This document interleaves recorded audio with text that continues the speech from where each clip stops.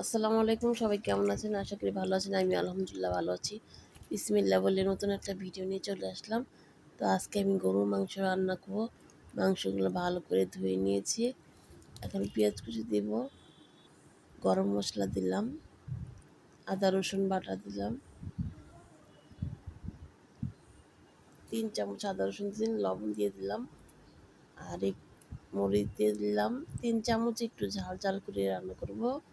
হলুদের গুঁড়া দিয়ে দিলাম, তেল দিয়ে দিলাম। তেল দিয়ে আমি ভালো করে এখন মেখে নিব। কিনে এখন আমি চুলাটা অন করব। অন করে আমি মাংসটা বসিয়ে দিব।